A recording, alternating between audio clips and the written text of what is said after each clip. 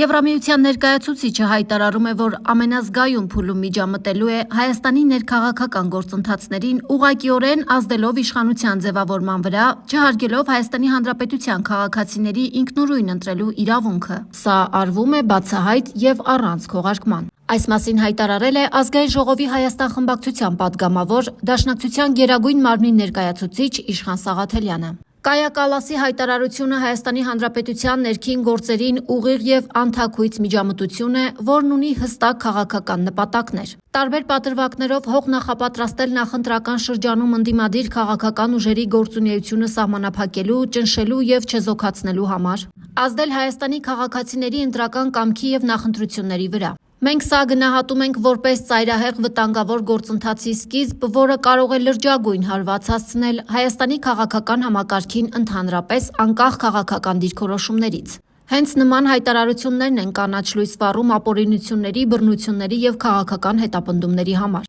Ուստի կոչ ենք անում Հայաստանի բոլոր ընդդիմադիր քաղաքական ուժերին հստակ եւ հրապարակային դիրքորոշում արտահայտել նման հայտարարությունների եւ գործընթացների վերաբերյալ, կանխելու մեր ներքին գործերին միջամտությունները, հնարավոր ճնշումները, բռնությունները եւ քաղաքացիների կամքի խեղաթյուրման փորձերը։ Հայաստանում իշխանության ձևավորման միակ սուբյեկտը հայ ժողովուրդն է եւ որևէ արտաքին միջամտություն ուղիղ հարված է մեր ինքնիշխանությանը, հայտարարել է պատգամավորը։